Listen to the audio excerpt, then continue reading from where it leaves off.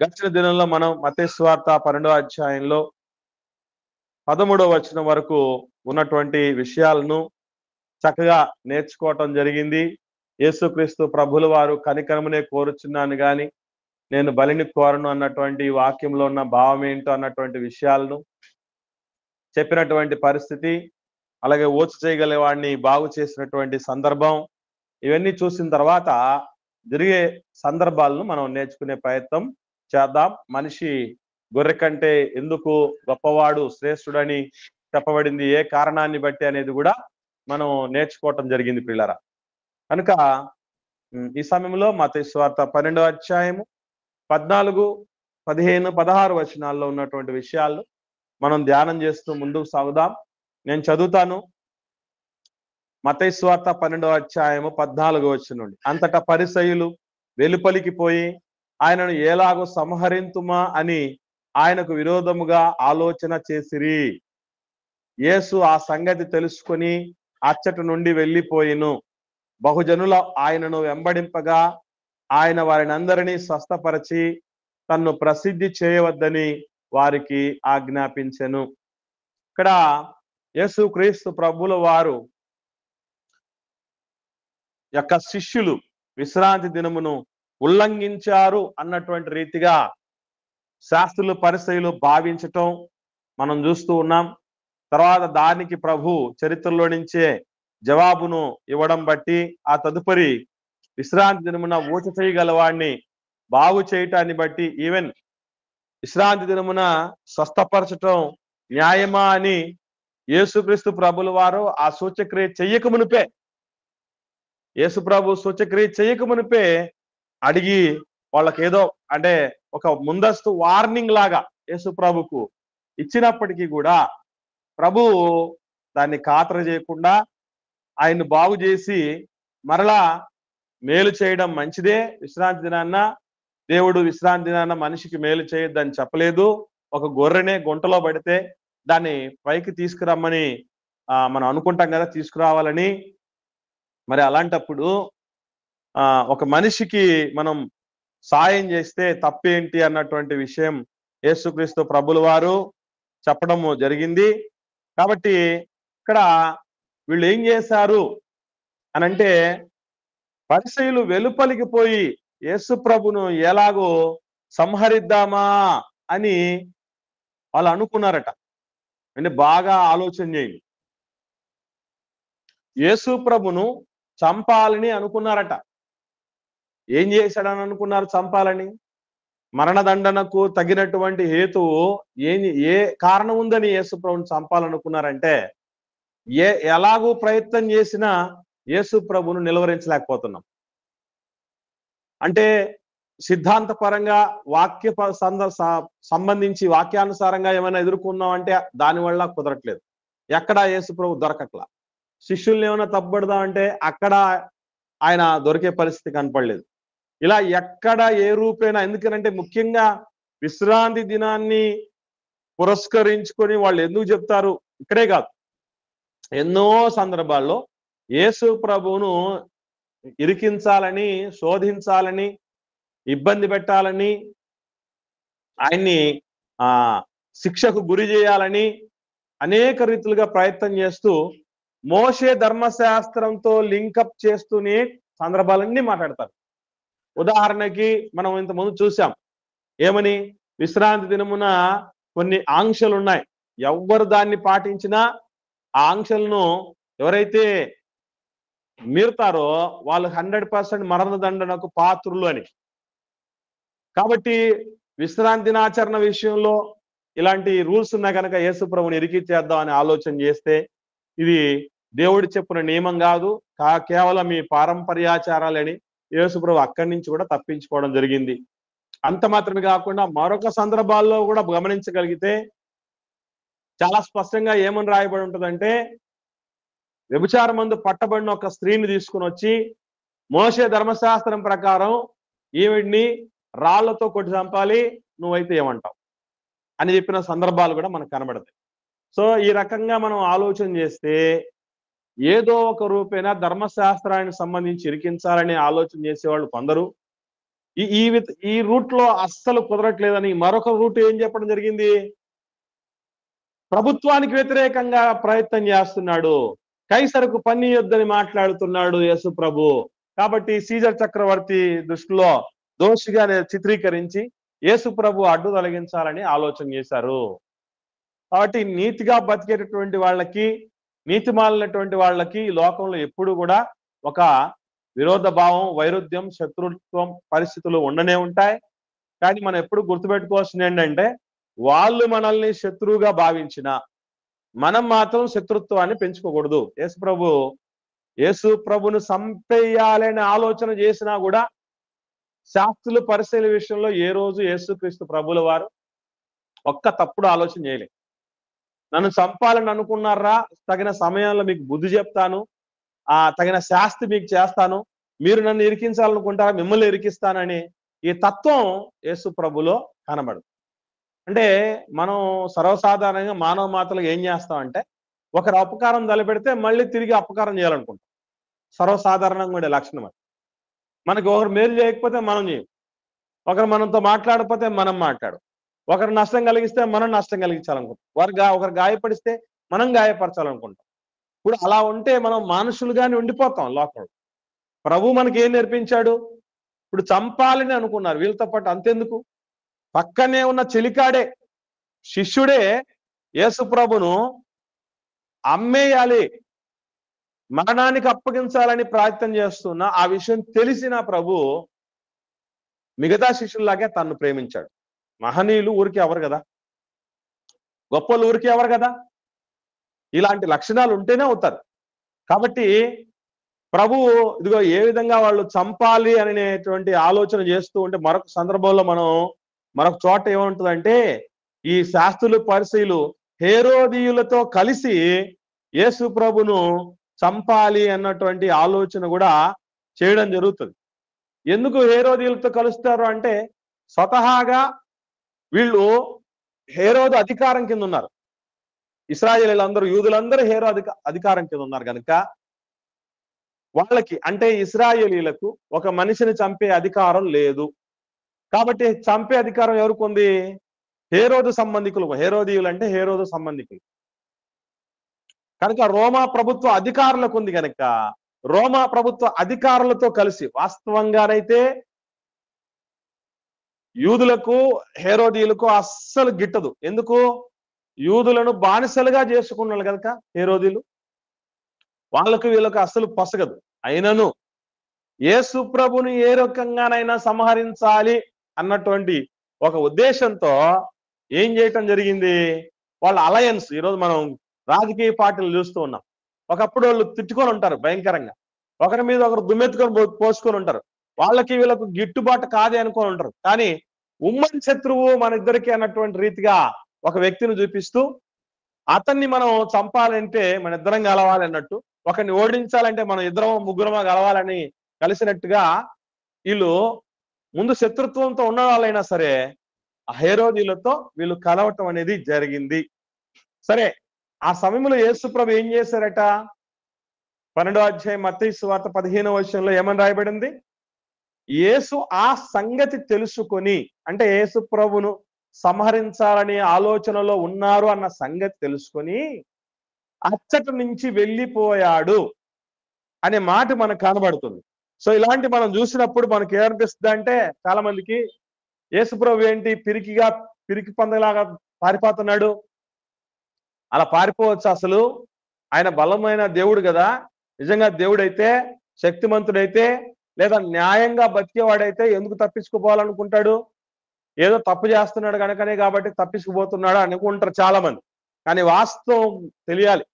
యేసుక్రీస్తు ప్రభుల వారి దగ్గరికి గెత్సెమనే తోటలో నజరేయుడు అనబడినటువంటి యేసు ప్రభు ఎవరు అని అనగానే యేసు ప్రభు ఏమన్నాడు? అక్కడికి వచ్చి నేనే అన్నాడు తప్ప నేను కాదు అని దాక్కున్నాడా? కాదు. లేదంటే పేతురును చూపించి ఈయన యేసు ప్రభు నేను కాదని చెప్పాడా? లేదే. అంటే టైం వచ్చినప్పుడు తనంతటక తానే ఆయన సరెండర్ అయిపోవటం జరిగింది.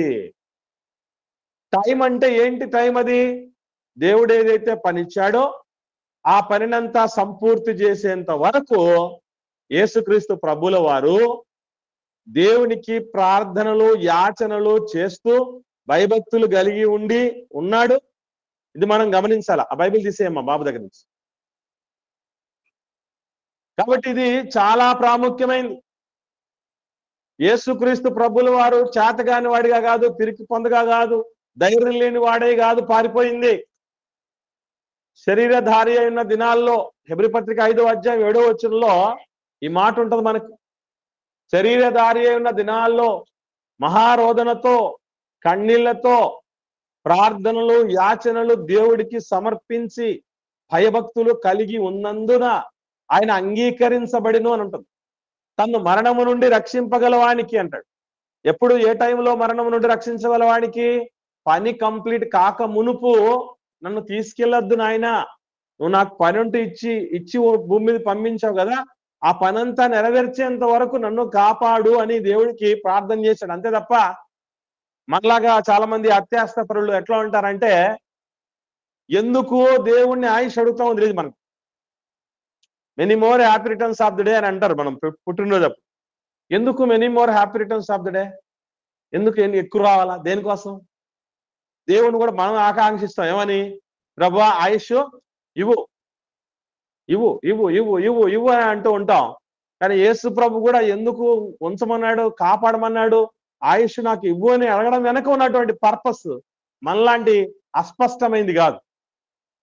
ఒక స్పష్టమైన ఉద్దేశంతో ప్రభు అడుగుతున్నాడు. దేనికోసం అంటే దేవుడిచ్చిన పనిని నెరవేర్చాలి.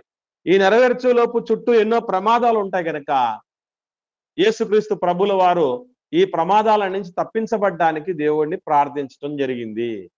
కాబట్టి పని నిమిత్తమే ప్రభు ఏం చేయడం జరిగింది? ఇక్కడ తప్పించుకొని వెళ్ళటం జరిగింది తప్ప చేతగాని వాడే కాదు. ఎక్కడే గాని అసలు యేసుప్రభు ఒకానొక సందర్భంలో అంటాడు, ఈ క్షణమున నేను తండ్రిని వేడుకొనలేను, వేడుకుంటే మాత్రం 12 సేనా వ్యూహాలను దేవుడు రప్పిస్తాడు నా కోసం. ఒక బెటాలని పరలోకపు సైన్య సమూహాన్నే పంపిస్తాడు. నీకు నాకు మహా అంటే రాత్రులలో రెస్ట్ తీసుకునేటప్పుడు మనల్ని కాపాడడం కోసం, మన పని బాటలు చేసుకునేటప్పుడు, మన మార్గాల్లో పోయేటప్పుడు మనల్ని కాపాడతాడేమో కానీ యేసు ప్రభుల వారి కోసం గొప్ప ప్రణాళిక ఉంది దేవుడికి. ఆయన మీద గొప్ప భారం ఉంది, గొప్ప పని ఉంది.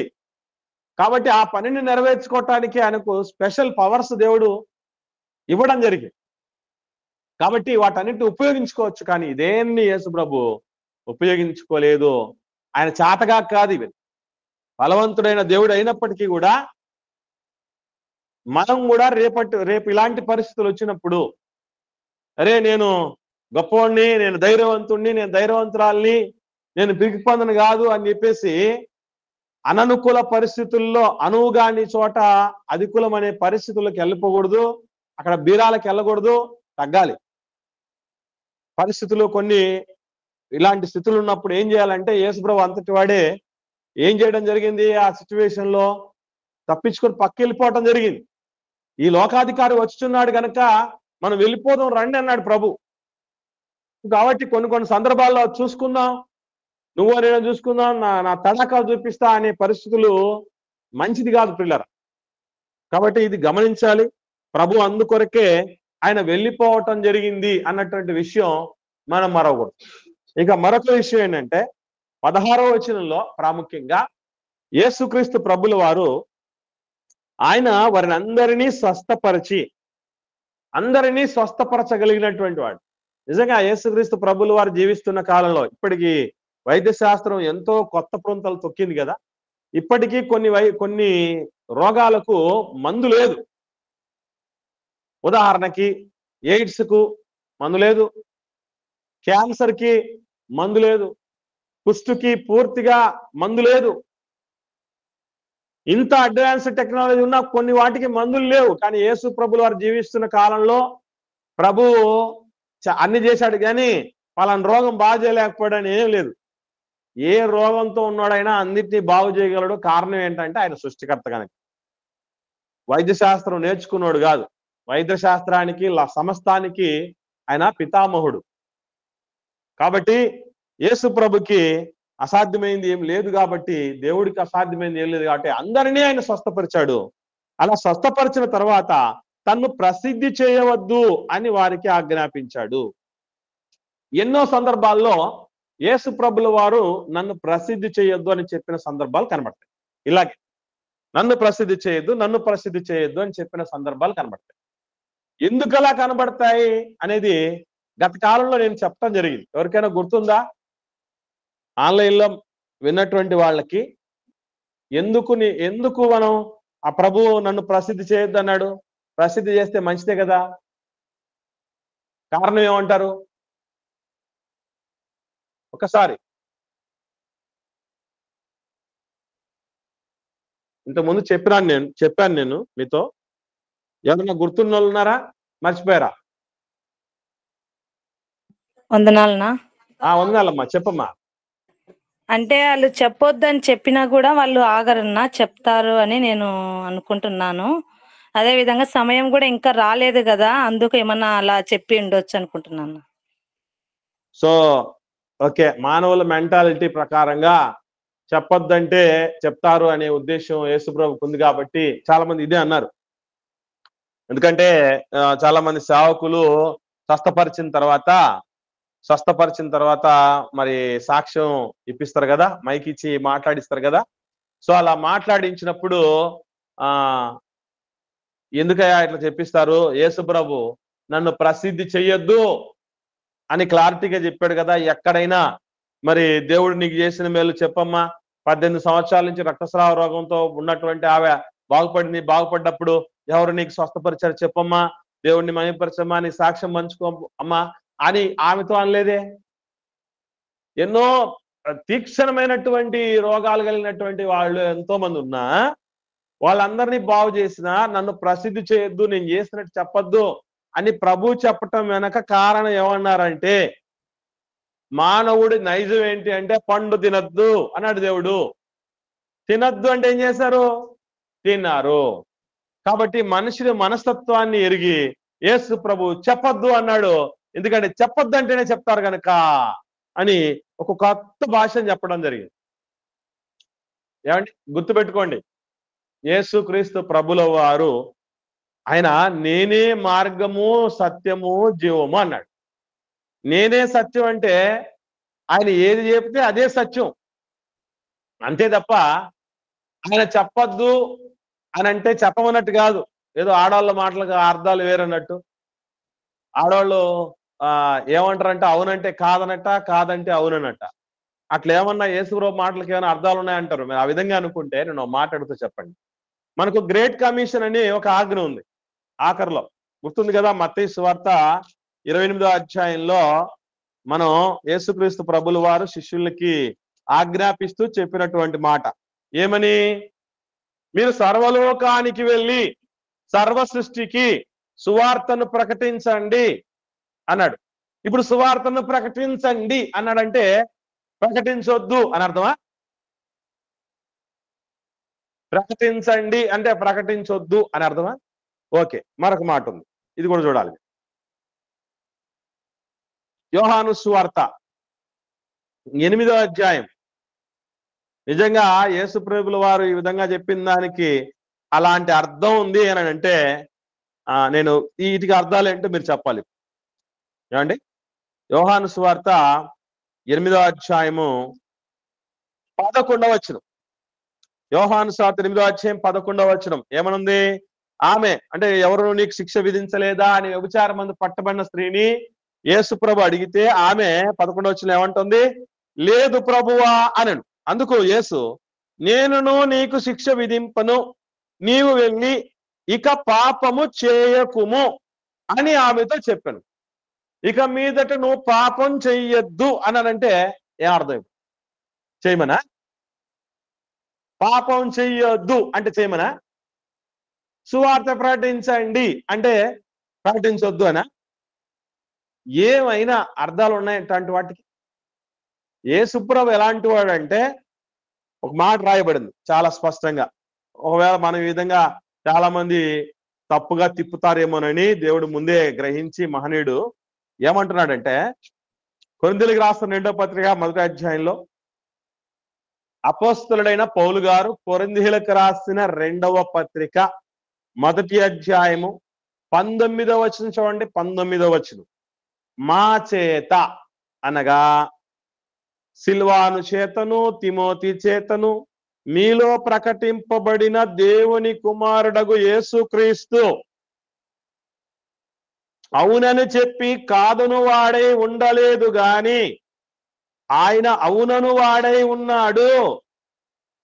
అవునంటే కాదన్నట్టు కాదు, ప్రసిద్ధి చెయ్యొద్దంటే ప్రసిద్ధి చెయ్యమని కాదు, చెయ్యొద్దంటే చెయ్యొద్దనే, చెయ్యమంటే చెయ్యమనే అర్థం, అంతే తప్ప మరొక అర్థం కాదు అనేది మనం అర్థం చేసుకోవాలి. యేసు ప్రభు ప్రసిద్ధి చేయొద్దని ఎందుకు అన్నాడు అనంటే, వచ్చేవాడు ఎందుకు వస్తాడు, ఆయన చేస్తున్న సూచక్రియలు చూసి ఈయన లోకానికి రాబోయే మెస్సియా, మమ్మల్ని దేవుని కొత్త రాజ్యంలోనికి తీసుకుని వెళ్ళబోయేటటువంటి రాజు, దేవుడి తరపున ప్రతినిధి, మోషే వంటి ప్రవక్త అని గుర్తించటానికి యేసు ప్రభుల వారు అవన్నీ చేశాడు తప్ప ఆయన వచ్చిందే స్వస్థపరచడానికి కాదు. అందుకే మీరు చూడగలిగితే మనకు పక్షవాయువు గలవానితో ఏమని చెప్పాడు? మార్కు సువార్త 2వ అధ్యాయంలో చాలా స్పష్టంగా, కుమారుడా నీ పాపాలు క్షమించబడి ఉన్నాయన్న. అంటే ఏంటర్థం? స్వస్థపరచడం కంటే, రోగాలు తీసేయటం కంటే పాపాలు తీసేయటం చాలా ప్రాముఖ్యమైంది. ఆయన వచ్చిన ఉద్దేశం పాపాలు తీయటానికి, లోక పాపలను మోసుకుని పోవటానికి వచ్చాడు. ఆయన అందరినీ స్వస్థపరచడానికి, శారీరకపరమైనటువంటి ఆరోగ్యాన్ని ఇవ్వటానికి కాదు. అది ఆయన వచ్చిన ఉద్దేశం నెరవేర్చడంలో ఒక భాగం, అది మర్చిపోకూడదు. కాబట్టి దయచేసి గుర్తుపెట్టుకోవాల్సిన ప్రాముఖ్యమైన విషయం ఏంటంటే, ప్రభువుల వారు ప్రసిద్ధి చేయొద్దని ఎందుకన్నారంటే, రేపటి నుంచి వచ్చేవాడంతా ఎందుకోసం వస్తాడంటే, ఒకడు కళ్ళు బాగు చేయించుకోవడానికి, ఒకడు కాళ్ళు బాగు చేయించుకోవడానికి, ఇదే పర్పస్ తో వస్తారు తప్ప మరొక ఉద్దేశం కాదు. ఇప్పుడు రాబోవాడు నీవేనా, వేరొకరి కోసం మేము ఎదురు చూడాలి అంటే యేసు ప్రభులు వారు అదే అంటారు. గుడ్డివారు చూస్తున్నారు, కుంటివారు నడుస్తున్నారు, చెవిటి వాళ్ళు వింటున్నారు. కాబట్టి ఇలాంటివి నేనే మెస్సియానని, దేవుడు పంపబోయేటటువంటి ప్రతినిధిని గుర్తుపట్టడానికి ఇదొక సింబల్ లేదా సిగ్నల్, ఒక సైన్, గుర్తు అని చెప్పాడే తప్ప నేను దీనికోసం వచ్చానని ఎక్కడ చెప్పలే. కాబట్టి యేసు ప్రభు ఈ లోకానికి వచ్చిన పర్పస్ రాంగ్ రూట్ లో వెళ్తుందని, అది తప్పుదో పట్టబడుతుందని యేసు ప్రభుల వారు ప్రసిద్ధి చేయొద్దన్నాడు తప్ప, ప్రసిద్ధి చేయొద్దంటే ప్రసిద్ధి చేస్తారని కాదు. యేసు ప్రభు దగ్గర 2 మాటలు లేవు. ఆయన అవునంటే అవుననే, కాదంటే కాదనే. అసలు యేసు ప్రభుల వారే స్వయంగా చెప్పిన మాట ఏంటి? మీ మాట అవునంటే అవును, కాదంటే కాదు అని ఉండాలి. ఇంతకు మించినవి దుష్టుని నుండి కలిగినవని చాలా స్పష్టంగా చెప్తారు కదా ప్రభు. మరి యేసు ప్రభుల వారే మీ మాట అవునంటే అవును, కాదంటే కాదన్నట్టు ఉండాలి అని అంటే, మరి మనకు మాత్రం ఆయన మాత్రం ఇష్టం వచ్చినట్టుగా అవునని కాదంటాడా, కాదని అవునంటాడా? ఎలా అర్థం చేసుకోవాలి మనం? కనుక దయచేసి మనం ఆలోచన చేయాల్సినటువంటి విషయాలు ఇవి. యేసుక్రీస్తు ప్రభుల వారు చెప్పినట్లుగా గుర్తుపెట్టుకోవాల్సిన విషయం, ఆయన్ని ప్రసిద్ధి చేయొద్దని ఎందుకన్నాడు? ఈరోజు అనేకులు సాక్ష్యాలు చెప్పిస్తున్నారు చూసారా, ఇదంతా పూర్తిగా దైవ నియమానికి విరుద్ధం.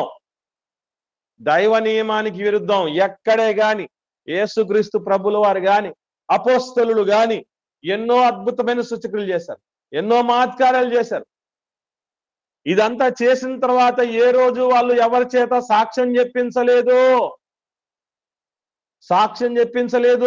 ఒకవేళ బాగుపడ్డాడు, ఈ విధంగా వీళ్ళే మమ్మల్ని బాగు చేశారని చెప్పాడేమో తప్పిస్తే, అప్పుడు కూడా వారు దానిని ఆసరాగా తీసుకొని సువార్త చెప్పారు. ఇప్పుడు పుట్టినది మొదలుకొని కుంటివాడైనటువంటి వ్యక్తిని, శృంగారం అనే దేవాలయ ద్వారం దగ్గర కూర్చున్నటువంటి వాడిని పేతురు, యోహాను గారు బాగు చేశారు. బాగు చేసిన తర్వాత ఏం చేశారు? యేసు ప్రభుని గురించినటువంటి సత్యాన్ని చెప్పారు. యేసు ప్రభు నామములోనే వీడికి స్వస్థత కలిగింది అని చెప్పాడు. ఇక స్వస్థతే కాదు, మీకు పాపానికి విమోచన కూడా కలగాలంటే యేసు ప్రభువే కావాలని చెప్పాడు. అప్పుడు ఇంకా వాక్యం సంపూర్ణంగా రాలేదు గనక, కొత్త నిబంధన స్థిరపడలేదు గనక అవైనా అవసరమైనవి. ఇప్పుడు వీటి అవసరత కూడా లేదు. చూచి నమ్మువాడి కంటే చూడక నమ్మువాడు ధన్యుడు. వినుట వలన విశ్వాసం కలుగుతుంది తప్ప ఇవన్నీ సూచుట వలన విశ్వసించే పరిస్థితి ఉండదు, అది నిలబడేది కాదు అనేటటువంటి స్పష్టత కొత్త నిబంధనలో దేవుడు ఇవ్వడం జరిగింది. మీలలో కూడా ఈ మధ్యకాలంలో ఒక సేవకుడు ఫారిన్ కంట్రీస్ లో ఒకటి ఏం చేశాడంటే, అందరి ముందు బహిరంగంగా ఒక మనిషి చనిపోయిన తర్వాత పెట్టెలో పెట్టుకొని పోతూ ఉంటే శ్మశానం ప్రారంభంలో ఆ పెట్టెను ఓపెన్ చేయించేసి, నేను ప్రార్థన చేస్తాను, ఇతను లేస్తాడు చూడండి అని ప్రార్థన చేసి లేపడం జరిగింది. అది ఏ పనైనా జరుగుతుందా అని అంటే గుర్తుపెట్టుకోండి, ఈ కాలంలో ఎవరికి అటువంటి పవర్స్ దేవుడు ఇవ్వలేదు. అయితే ఇక్కడ గుర్తుపెట్టుకోవాల్సిన విషయం, స్వస్థతలు జరగవా అంటే 100% జరుగుతాయి. స్వస్థతలు జరుగుతాయి కానీ స్వస్థతలు అయ్యగారుల వల్ల జరగవు, దైవజనుల వల్ల, సేవకుల వల్ల జరగవు. దేవుడు అనుకుంటే జరుగుతాయి. దేవుడు స్వస్థపరచాలంటే, నిన్ను స్వస్థపరచు యెహోవా నేడే, నాడైనా నేడైనా ఏ నాడైనా దేవుడే. దానికి స్వతహాగా మనం ప్రార్థన చేసుకున్న చాలు. నిజంగా మనకు దేవుడు బాగు చేయాలనుకుంటే మనకు మనంగా ప్రార్థన చేసుకున్న చాలు. ఒకవేళ దైవజనులు ప్రార్థన చేయనని చెప్పొచ్చు, కానీ గుర్తుపెట్టుకోవాల్సిన విషయం, అయ్యగారు ప్రార్థన చేయటం వల్లే మాకు బాగైంది అనుకోవడం తప్పు. ఈయన దగ్గర స్వస్థత వరాలు ఉన్నాయి, ఆయన ప్రార్థన చేస్తే రోగాలన్నీ బాగైపోతాయి అనేది తప్పు. దేవుడు ప్రార్థన ఎప్పుడు చేయమన్నాడు, ఎందుకు చేయమన్నాడు? శోధనలో ప్రవేశించకుండానట్లు ప్రార్థన చేయండి అన్నాడు. ఎవడైనాకు శ్రమ సంభవిస్తే అప్పుడు ప్రార్థన చేయమన్నాడు తప్ప, కొత్త నిబంధన ప్రకారం ఒక మనిషి స్వస్థత పడాలి అంటే, మీలో ఎవడైనా రోగి ఉన్నాడా, వాడు సంఘ పెద్దలను పిలిపించుకోవాలన్నాడు. సంఘ పెద్దలకి క్వాలిఫికేషన్స్ ఉన్నాయి. ఎవడు పడితే వాడు పెద్ద కాదు, ఎవరు పెడితే వాళ్ళు పెద్దలు కాదు. పెద్దలకు కొన్ని క్వాలిటీస్ ఉన్నాయి. కాబట్టి ఆ క్వాలిటీస్ ఉన్నటువంటి వ్యక్తులను ఇంటికి పిలిపించుకొని నూనె రాసి ప్రార్థన చేయించుకోవాలి. అందులో కూడా అలా జరిగిన ప్రతి సందర్భంలోనూ స్వస్థత కలగదట. దేవుడు చాలా స్పష్టంగా ఏమని చెప్తాడు తెలుసా? ఒకసారి చూద్దాం మీకు అర్థం కావడానికి. ఎందుకంటే చాలా మంది ఈ మధ్యకాలంలో దైవజనులను చూసి ఏం చేస్తున్నారంటే, ఆ పొలోమని వాళ్ళ వెంట ఎంతో మంది పోతున్నటువంటి పరిస్థితులు ఉన్నారు. కాబట్టి ఇది మనకు తెలియాల్సినటువంటి పరిస్థితి ఉంది. యాకోబు రాసిన పత్రిక చూద్దాం. యాకోబు రాసిన పత్రిక 5వ అధ్యాయము 14వ వచనం నుండి నేను చదువుతాను చూడండి. యాకోబు రాసిన పత్రిక 5వ అధ్యాయం 14వ వచనం నుండి, మీలో ఎవడైనా రోగి ఉన్నాడా, అతడు సంఘపు పెద్దలను పిలిపించాలి. ఒకప్పుడు ఎవరైతే వాళ్ళు ఎవరు పడితే వాళ్ళు బాగు చేసేవాళ్ళు కదా.